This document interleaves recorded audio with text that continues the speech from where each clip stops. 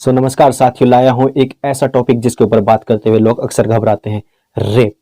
Rape आखिर करता कौन है? जो कामुक तस्वीर देखता है, रेप करता कौन है? जो अपनी प्यास किसी और में देखता है और उस प्यास को बुझाने के लिए जाता कहीं और है। आखिर रेप करता कौन है? रेप वो करता है जो नंगापन बाहर सड़कों पर देखकर आता है और अपनी हवस बुझाने के लिए इस्तेमाल किसी और का करता है। आखिर रेप अगर पहनावे से, कपड़ों से, चटक मटकता से या फिर नंगेपन से दिमाग में नहीं उपजता तो फिर उपजता कैसे है? क्यों एक चाचा अपनी छोटी सी भतीजी का बलात्कार कर देता है? एक स्त्री के प्रति किसी पुरुष का जबरन शारीरिक अत्याचार या इससे भी कहीं अधिक ज्यादा कुछ ऐसा जिस पर देर तक और दूर तक सोचने की जरूरत आन पड़ी है। ना यह शब्द नया है और ना ही यह कृत्य नया है। सिर्फ नया है तो पीड़िता और उस पशुता की सीमा को लांघने वाला वह पुरुष नया है। यह तो हम सब जानते हैं कि व्यक्ति की पहचान उसके कपड़ों से होती है। साथ ही साथ हमारे व्यक्तित्व, व्यवसाय, चरित्र, व्यवहार, आत्मविश्वास को भी दर्शाते हैं। ताजा अध्ययन के मुताबिक जो महिलाएं कम कपड़े पहनती हैं उन्हें ज्यादा कपड़े पहनने वाली महिलाओं से अधिक समझदार समझा जाता है। नतीजों के बारे में बताते हुए गैटन कहते हैं कि तस्वीरों को देखने ज्यादातर लोगों का मानना था कि छोटे कपड़े पहनने वाली लड़की अपेक्षाकृत बड़े कपड़े पहनने वाली लड़कियों से ज्यादा खूबसूरत होती हैं। उत्तराखंड के मुख्यमंत्री ने एक टिप्पणी की थी। अच्छा हुआ उन्होंने कोई टिप्पणी बिकनी के ऊपर नहीं की, वरना तो ripped jeans Twitter hashtag trend करने वाली बुजुर्ग बेडोल शरीर वाली महिलाएं भी बिकनी पहनकर सड़कों पर कोहराम मचाती मिलती। अमिताभ बच्चन की नातिन नव्या ने भी इंस्टाग्राम पर एक स्टोरी में यह प्रतिक्रिया दी है कि हमारे कपड़े बदलने से पहले अपनी सोच बदलिए। तो क्या छोटे कपड़े पहनने से सोच बड़ी हो जाती है?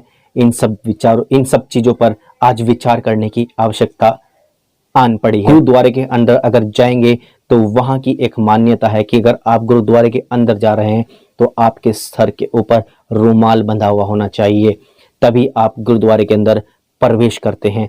तो यह अपनी अपनी मान्यता होती है, अपने अपने संस्कार होते हैं। अगर सड़कों के ऊपर आप जैसा दिखाना चाहेंगे, जैसी वेशभूषा आप पहन कर चलेंगे, वैसा ही लोग आपको लेंगे। स्कूल की एक वेशभूषा है। अगर आप स्कूल में जा रहे हैं और वह वेशभूषा नहीं पहन रहे हैं तो स्कूल आपको इजाजत नहीं देगा। तो क्यों ना सरकारों को भी इस ओर ध्यान देने की जरूरत पड़नी चाहिए कि जो नंगापन सड़कों पर दिख रहा है, क्या वह भविष्य को चुनौती नहीं दे रहा है? क्या वह भविष्य के साथ खिलवाड़ नहीं कर रहा है? अगर नंगापन ही व्यक्तित्व है और उसकी पहचान है तो क्यों ना मैं और आप भी सिर्फ छोटी चड्ढी के अंदर ही सड़कों पर घूमते हुए मिलने चाहिए। और साथ ही साथ अगर मैं किसी एसएसपी और डीएम के ऑफिस में चड्ढी में जाने की इजाजत पा जाता हूं, अपने बच्चों को क्या परोस रहे हैं, उनके भविष्य में हम उनको क्या देना चाहते हैं। आज जहां विज्ञान के अंदर इतनी तरक्की हो रही है, कला क्षेत्र इतना आगे बढ़ रहा है, साथ ही साथ हम क्या परोस रहे हैं? एक नंगापन। लोग बाहर से आ रहे हैं, अनेकों देशों से आ रहे हैं और इस देश की तारीफ कर रहे हैं क्योंकि यहाँ पर अभी भी धर्म और संस्कार जिंदा है। सर्वधर्म सम्मान इसी देश के अंदर मिलता है और जिसकी वजह से लोग इस देश का सम्मान करते हैं और यहाँ रहना पसंद करते हैं। अनेकों लोगों ने अपने देशों को छोड़ दिया है और वो यहाँ भारत के अंदर रह रहे हैं और धर्म के प्रति उनकी आस्था, सम्मान यह दर्शाता है। और उनका बदलाव और उनके दिमाग को जो शांति मिलती है वह इसलिए मिलती है क्योंकि वो अपने धर्म को, हमारे धर्म को अपना धर्म मानते हैं।